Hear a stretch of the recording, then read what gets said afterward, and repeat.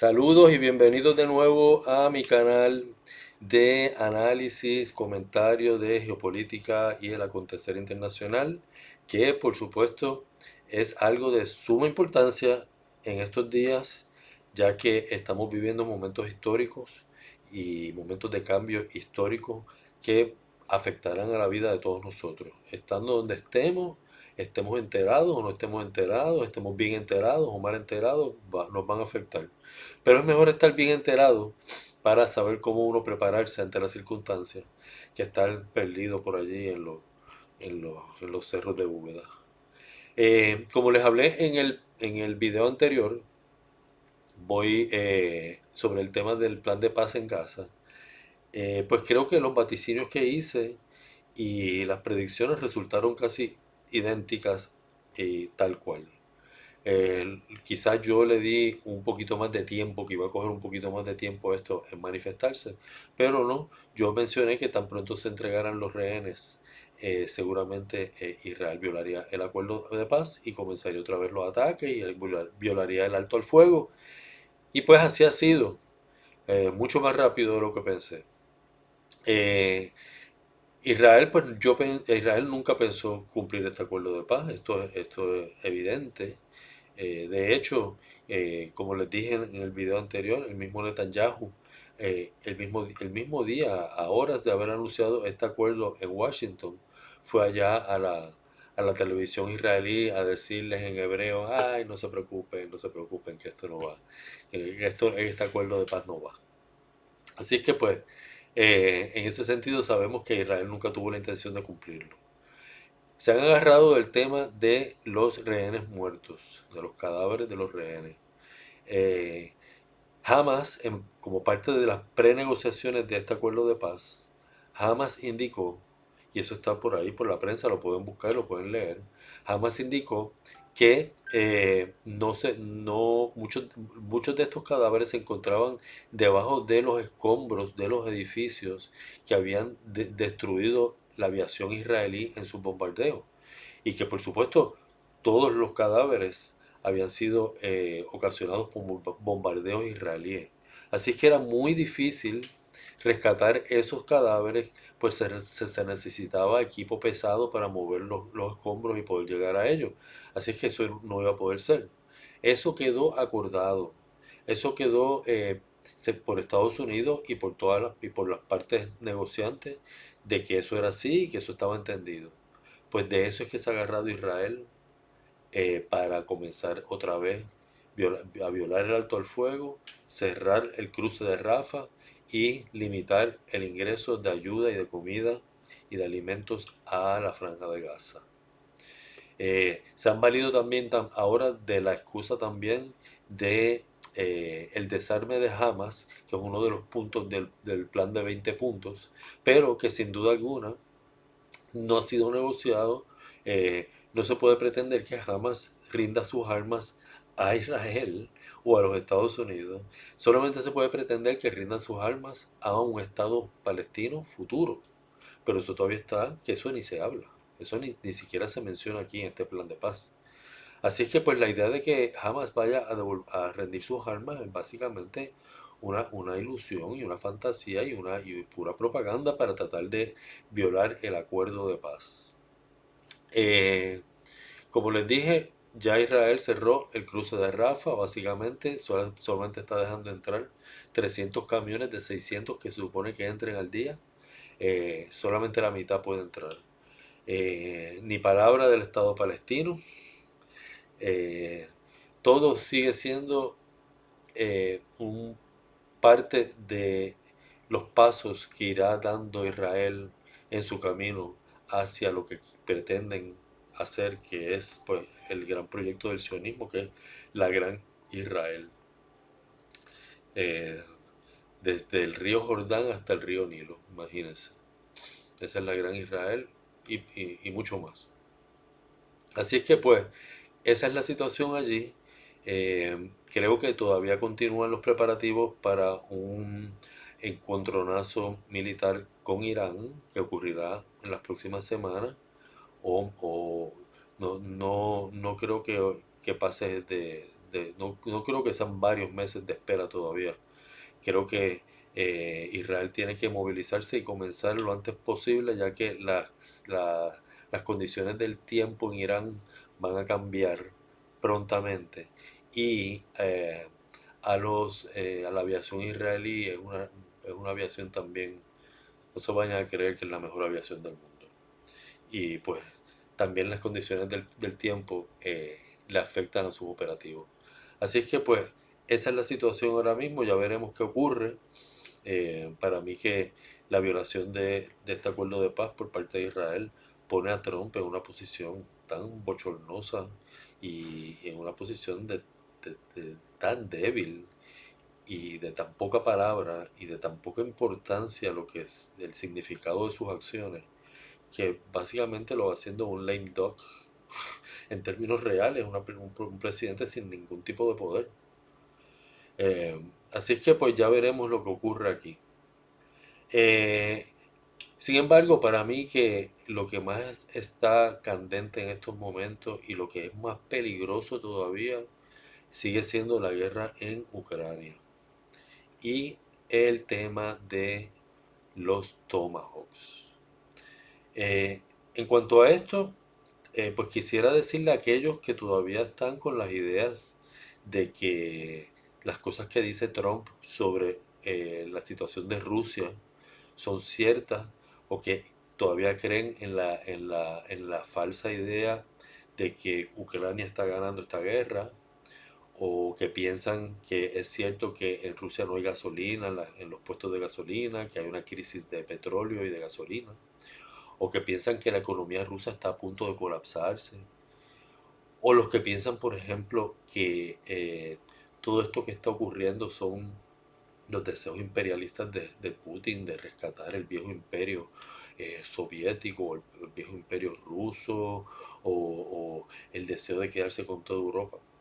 Pues todos los que están en esa mentalidad, pues les aconsejo que en estos momentos abandonen el canal porque si no se van a sulfurar de una manera y van a pensar que yo estoy loco, que yo estoy aquí diciendo sandeces y que estoy dominado por algún tipo de propaganda y les puede dar hasta una alferecía. Así es que además de todas las maldiciones que dirán hacia mí. Así es que pues les aconsejo que pues abandonen el programa si están muy convencidos de eso. Si no están convencidos de esas cosas y están empezando a dudar, quédese para que sepa más o menos lo que pasa. En cuanto al frente de batalla, solamente mencionaré que está ocurriendo una importantísima batalla en la ciudad de Pokrovsk. Pokrovsk es una ciudad en el Donbass, al suroeste del Donbass, eh, que es uno de los centros de logística principales que tiene el ejército de Ucrania en el Donbass y desde el cual se coordinan básicamente todo lo que es las defensas del Donbass, las defensas de Ucrania del Donbass. Pues esa ciudad importantísima ha sido casi básicamente está rodeada por los rusos y las tropas ucranianas adentro están básicamente atrapadas. Todos los accesos y todos los caminos de acceso a Pokrovsk están totalmente bloqueados por los drones y por la artillería rusa. Hay muchos videos que los pueden buscar donde podrán ver escenas bastante impresionantes de las carreteras que conducen a Pokrovsk, donde aparecen, pero estamos hablando de decenas y decenas y decenas y decenas de vehículos ucranianos destruidos. Algo bien impresionante. Al parecer, según lo que se informa en distintos canales, inclusive eh, ese famoso Institute for the eh, Study of War, que una institución básicamente de los globalistas dirigida por eh, este señor que se llama Kagan, de apellido Kagan, y su esposa que es Victoria Nuland, que lo conocemos hasta la saciedad como una de las grandes instigadoras de esta guerra. Inclusive este instituto de Institute for the Study of War está ya empezando a admitir las bajas del ejército ucraniano y las pérdidas de los lugares muy claves para el ejército ucraniano.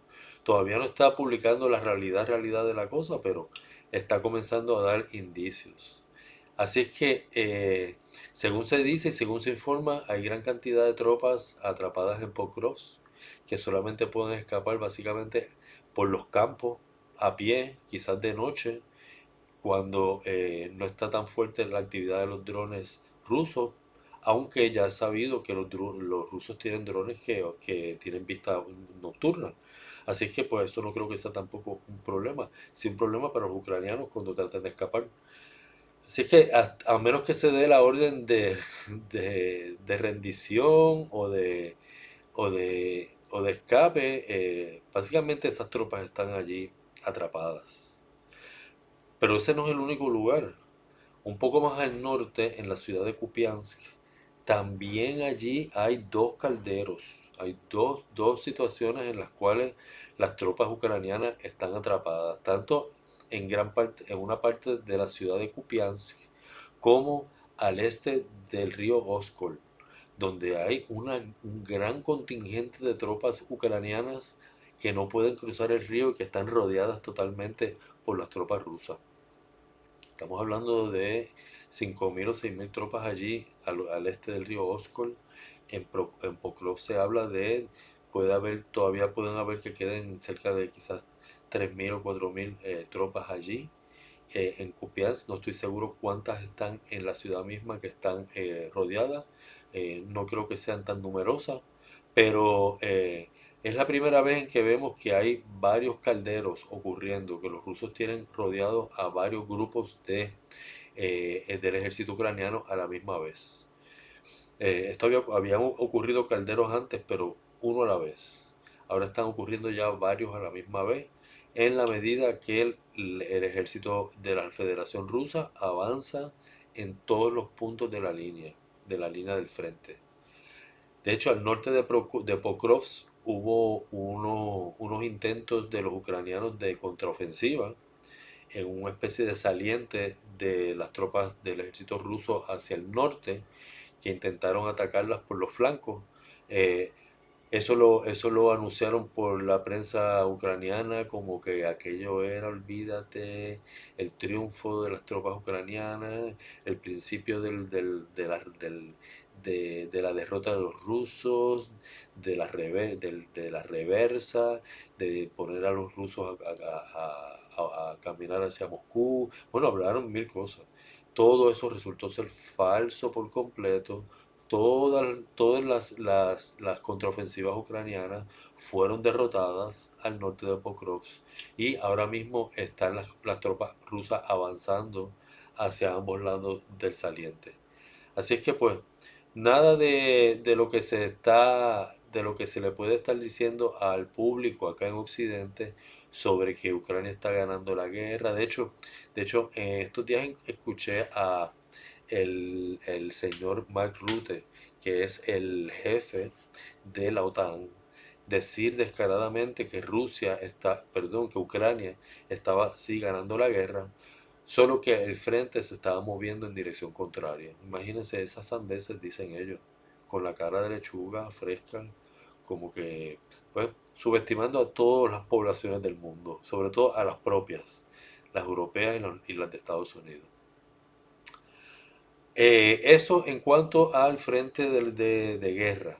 En cuanto al tema de los Tomahawks, hay que volver sobre él, porque este tema significa, de hecho, una gran escalada en la guerra si Trump llegara a aprobar el uso de estos misiles y si de facto se llegaran a utilizar, ¿no? Sobre los Tomahawks, vamos a hacer un pequeño resumen de lo que son. Pues he buscado bastante información sobre el tema y lo que les puedo decir sobre los Tomahawks y su relación con la situación de la guerra en Ucrania es lo siguiente. En primer lugar, los Tomahawks son armas viejas. Son armas, ya lo he mencionado antes, que aunque vuelan a baja altitud, son relativamente lentas. Son armas subsónicas. Vuelan a la velocidad de un avión comercial, básicamente.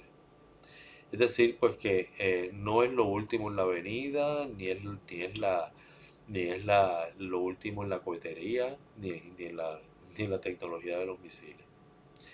Eh, Pueden ser utilizadas de manera convencional, por supuesto, como han sido utilizadas en innumerables ocasiones ya, pero los Tomahawks hay que entender que son unas armas estratégicas, es decir, que pueden llevar también carga nuclear. Así es que pues no son tan inofensivos como uno pensaría si cuando van con un arma, con una carga nuclear, por supuesto. Pero cuando van con cargas convencionales, llevan unas cargas de explosivos bastante pesadas y no son cargas de penetración. Ese misil no está hecho para penetrar eh, a fondo grandes estructuras o grandes formaciones geológicas o nada de eso.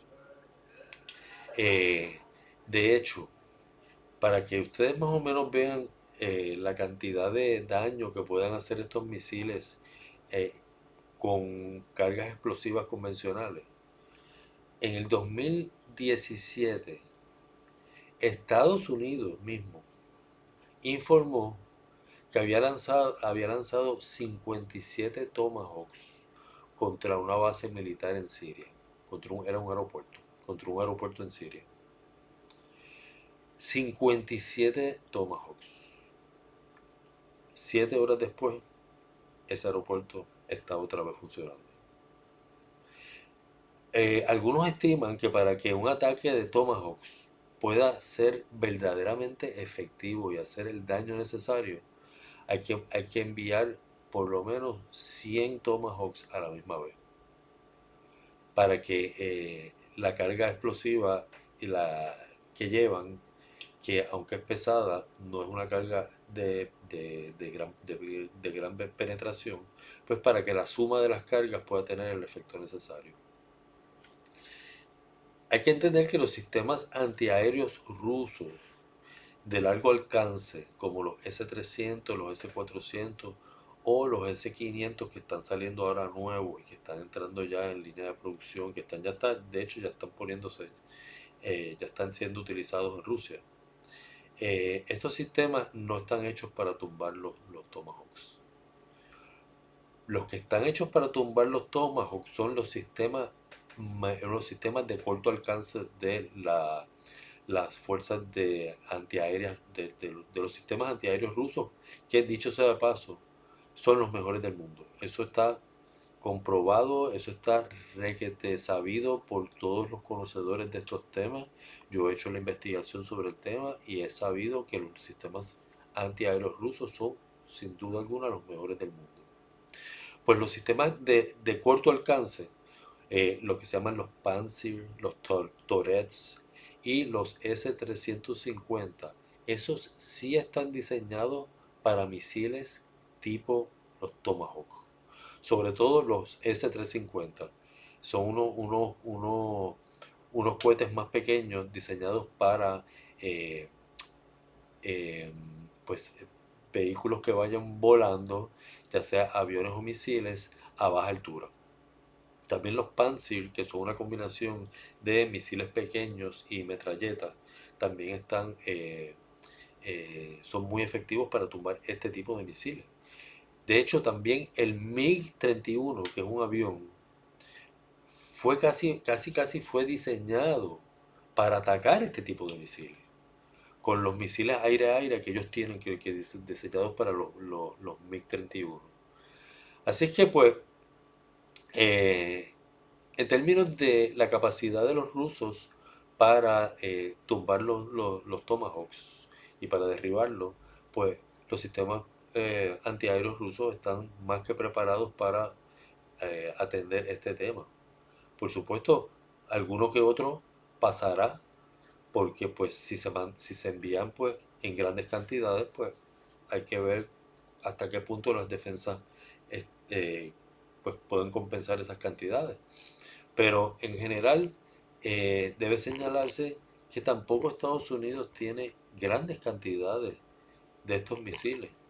El Financial Times de Inglaterra, ese es el periódico de Inglaterra, publicó y dice que Estados Unidos tiene el arsenal de los Tomahawks es de 4.500, incluyendo desde los más viejos, fabricados en los 80 hasta los más modernos, fabricados ahora. Creo que el último, según el Financial Times, el último grupo de misiles Tomahawks que se fabricaron fueron en el 2022 y Estados Unidos compró 200 en el 2022.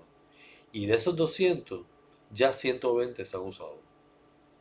Así es que según el Financial Times, eh, Estados Unidos solo le podrá vender o enviar a Ucrania de 20 a 50 Tomahawks. Lo cual, como ya saben y como hemos explicado antes, es básicamente nada. Eso no va a tener básicamente ninguna repercusión en los resultados de lo que es la guerra, que va a ser los resultados de la guerra, que es de lo que sabemos, que es la victoria rusa, que eso va a ocurrir tarde o temprano. De hecho, de los Tomahawks, el Financial Times también informa que Estados Unidos puso una orden para Tomahawks para el 2026. Y adivina cuántos van a comprar. 57. Recordemos que esta es un arma que usualmente es utilizada por la Marina de los Estados Unidos y el Navy. Es un arma que usualmente se dispara desde los buques o desde los submarinos. De tierra es muy difícil, no se pueden disparar, estas armas no se disparan desde los aviones. Y desde tierra existen unos pues lanzadores de Tomahawks terrestres, que son unos camiones gigantescos y voluminosos, que en ese caso sí podrían ser utilizados allí en Ucrania. Claro, serían blanco ideal y perfecto de la aviación rusa, y que prontamente los identificaría y los buscaría. Pero pese a todo eso, aunque sean unos camiones que sean traídos a Ucrania para lanzar los Tomahawks, debe quedar bien claro que los operadores de esos camiones y quienes seleccionan todo, es decir, desde el blanco hasta la inteligencia, hasta la trayectoria de los Tomahawks, hasta las coordenadas, todo eso son operadores de los Estados Unidos. Y Putin ya lo ha mencionado en reiteradas ocasiones, que un ataque a Rusia con los misiles Tomahawks es lo mismo que un ataque de Estados Unidos a Rusia. Y que eso implicaría, por supuesto, el fin de las relaciones diplomáticas y el fin de todo tipo de relaciones, y posiblemente significaría eh, un ataque de represalia por parte de Rusia a las bases de los Estados Unidos en Europa, utilizando por supuesto sus misiles más sofisticados como el Oreshnik, que lo utilizaron una vez y no lo han vuelto a utilizar, y pues ya sabemos eh, qué significa eso, que está siendo reservado para situaciones, para momentos especiales. Así es que los Tomahawks no van a cambiar el resultado inevitable de esta guerra, pero sí tienen la capacidad de escalar la guerra de forma que puede ser inclusive fatídica, como acabo de decir. Repito que los misiles solamente pueden ser operados por operadores estadounidenses, y eso será interpretado por Rusia como un ataque de Estados Unidos a ellos. Eh, hay que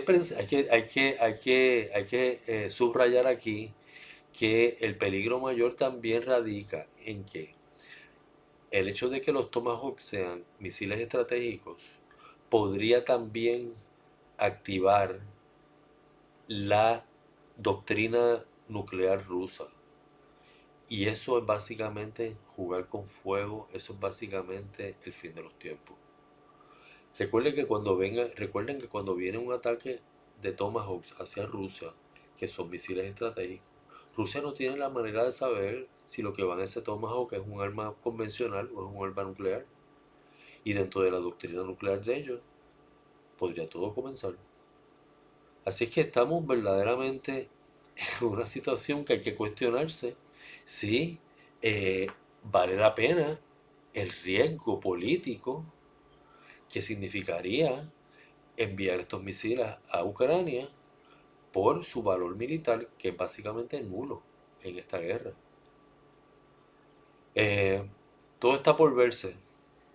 Trump está jugando póker con Rusia, porque pues Trump evidentemente no tiene las cartas, y está jugando póker con Rusia y fingiendo que tiene un as cuando lo que tiene es un 2 o un 3. Y cuidado. Así es que a mí no me parece que es una buena idea estar jugando al póker en la política. Y mucho menos con una potencia nuclear como Rusia, que es la principal potencia nuclear del mundo. Y mucho menos con un país que se coge tan en serio las amenazas. Vale recordar aquí en estos momentos que Putin no es un dictador, que la voluntad de Putin no es ley, que lo que quiere hacer Putin no es automáticamente una, que la voluntad de Putin no se traduce inmediatamente y automáticamente en una acción. Hay que entender que Putin sí responde a una clase política y que dentro de esa clase política Putin es un moderado, señores y señoras. Un moderado no es un extremista nacionalista como puede ser Dmitry Medvedev, que fue presidente de Rusia, primer ministro, y es el, eh, el, el que dirige pues, el Consejo de Seguridad Nacional. ¿Sabes? Es una persona que tiene un gran poder en Rusia y ese señor es mucho más nacionalista y extremista que Putin. Pero vale mencionar en estos momentos que la situación con los Tomahawks está llevando a la clase política rusa, a la cual Putin se debe, y al pueblo ruso mismo a estar perdiendo la tolerancia y la paciencia con los Estados Unidos. En una conferencia de prensa que ocurrió recientemente de Putin, y creo que fue en Dagestán, quizá, en Dushanbe, no recuerdo bien ahora, pero hace apenas unos días. eh, Putin tuvo que hacer un poco de malabares allí con la prensa rusa misma que lo hostigó sobre el tema y le preguntó que por qué él sigue dándole oportunidades a Trump de diálogo y discusión cuando es evidente que no hay ningún diálogo ni ninguna intención de real de los norteamericanos para establecer una verdadera diplomacia y unas verdaderas conversaciones que lleven a una solución pacífica o no pacífica, al detener la guerra y a una solución a este conflicto. Se le, los requisitos para llegar a una solución a este conflicto, los requisitos rusos han sido ampliamente expuestos desde el comienzo de la guerra, incluso desde antes del comienzo de la guerra. Durante los otros 8 años que hubo entre el 2014 y el 2022, antes del comienzo de la guerra, donde estuvo los acuerdos de Minsk manteniendo más o menos la paz, que no era una paz verdadera, sino era una paz ficticia. Eh, los requisitos de Rusia para ponerle fin a este conflicto no han siquiera ni sido atendidos en lo más mínimo. En lo más mínimo en ninguna de las ocasiones en que se han presentado. Ahora mismo, por ejemplo, uno de los personajes, el el viceministro de Relaciones Exteriores, Sergei Ryakov. Ese señor se reunió con la Duma y básicamente les dijo que ya la diplomacia se había acabado, que todo lo que Trump y Putin habían acordado o que no habían acordado en Anchorage, allá en su encuentro en Alaska, que de eso no quedaba nada. De hecho, de lo que salió de allí fueron malos entendidos de parte y parte, a mi entender. Pero ya Ryabkov dijo que de eso no quedaba nada. Básicamente, Putin está comenzando a recibir grandes presiones de, de- por muchas, por muchas, por muchos lados del espectro político ruso para que endurezca su posición con los Estados Unidos y acabe rápidamente y de una vez con la operación militar especial en Ucrania. Eh, Hay que ver qué va a pasar, hay que entender, yo sé que muchos van a pensar que yo estoy loco, pero a través de todo este conflicto, Putin en ninguna ocasión le ha cerrado las puertas a la diplomacia, ha sido verdaderamente un, ha intentado la conciliación en reiteradas ocasiones y sus propuestas no han sido nunca tomadas ni en serio, ni siquiera han sido tomadas en consideración. Así que no podemos esperar que Putin siga con esa tolerancia infinitamente, sobre todo cuando su clase política le está metiendo presión fuertemente allá en Moscú. Hay que ver en qué va a acabar todo esto y cuál va a ser la decisión final de Trump. Trump incluso había estado mencionando en estos días que si pasaban los Tomahawk a Ucrania no podían ser utilizados para atacar a Rusia, lo cual me parece que es una... No sé entonces cuál sería la razón de ser de ofrecerle estas armas, que realmente son las últimas armas que tiene Estados Unidos para ofrecerle a Ucrania, que puedan ser de algún significado para poder cambiar el resultado de esta guerra, que ya se sabe cuál será. Eh, Estados Unidos también se arriesga bastante con estos Tomahawks a pasar también un bochorno militar y que Rusia le derribe todos los Tomahawks y que también pues analice todo y descubra más cosas de los Tomahawks y los descifre más, ¿no? Porque en la medida que están en vuelo ya son descifrables. En muchos sentidos de pues la guerra electrónica de los rusos, que también es extremadamente sofisticada. Así es que eso es lo que tenemos ahora mismo. Eh, ya veremos cómo sigue el resultado de esto, sobre todo en la decisión de Trump con respecto a los Tomahawks, que me da la impresión que está comenzando a eh, retractarse de eso. Quizás haya algunas personas con un poquito de sentido común avisándole, pero a la misma vez debo decir que sigue diciendo grandes loqueras sobre la guerra, diciendo que Rusia ha perdido 1 millón y pico de soldados, lo que es falso, de que la guerra de que la economía rusa está básicamente en el piso y de que Rusia no tiene gasolina ni petróleo y que hay una crisis también energética. Todas esas cosas pues las está recibiendo, información que recibe quizás de Ucrania misma, quizás de el coronel Kellogg, que es el que tiene él a cargo de esto y a quien él escucha también, que es otro que está totalmente desinformándole y ofreciéndole información tergiversada sobre lo que ocurre allí en Ucrania. Así que pendientes a todo esto, hasta aquí este video. A quien le gustó lo que estuve diciendo y la información que estuve ofreciéndolo, por favor, dele like al botoncito y suscríbase de una vez para ir aumentando este canal y que pueda alcanzar a un mayor número de gente. Bueno, hasta luego.